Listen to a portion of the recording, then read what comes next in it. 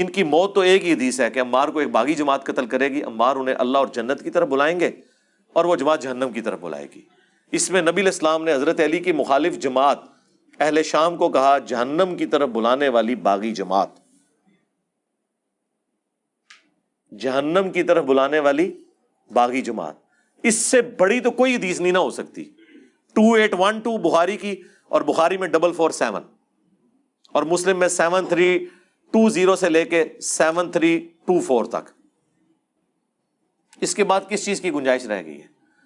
یہ تو نبی علیہ السلام کا فرمان ہے۔ او جی آپ سے قیامت کے دن پوچھا جائے گا، تو سب سے پہلے تو مجھے بتائیں کیا رسول اللہ سے قیامت کے دن پوچھا جانا تھا کہ یا رسول اللہ آپ نے امت کو یہ بات کیوں بتائی ہے، یہ کیوں نہیں بتائی کہ عمار کو باغی جماعت قتل کرے؟ جی پوچھا جانا تھا، اسی لیے حضور نے بتایا۔ ترمذی ابو داؤد کی حدیث ہے جسے حق بات معلوم تھی اور اس سے پوچھی گئی، اس کے باوجود اس نے چھپا لی، تو قیامت کے دن آگ کی لگام اس کے منہ پر ڈالی جائے گی۔ اور اس سے بڑھ کر سورۃ البقرہ میں ہے کہ جو اللہ تعالیٰ کی طرف سے آئی ہوئی خبروں کو چھپا لیتے ہیں ان پہ اللہ کی لعنت، تمام فرشتوں کی لعنت اور تمام لعنت کرنے والوں کی لعنت، یہاں تک کہ وہ توبہ کر لیں اور وہ حق بات جو چھپائی تھی لوگوں کو بیان کر دیں، پھر اللہ تعالیٰ انہیں معاف کرے گا۔ آیت نمبر 159 اور 160 ہے سورۃ البقرہ کی۔ یہ تو ہم نے 5B کے شروع میں ڈالی ہے، تو ہم نے تو کوئی اس حوالے سے معاملہ نہیں کیا۔ تو اگلے دن لائیو سٹوری میں ہمارے شاہد بھائی سے کسی نے یہی بات کی نا کہ جی علی بھائی سے پوچھا جانا تھا، تو شاہد بھائی نے فی البدیہہ ایک جملہ بولا، انہوں نے کہا کہ امام بخاری سے یہ پوچھا جانا تھا کہ تم نے حدیث عمار لکھی ہے یا نہیں لکھی، اسی لیے انہوں نے لکھی ہے نا۔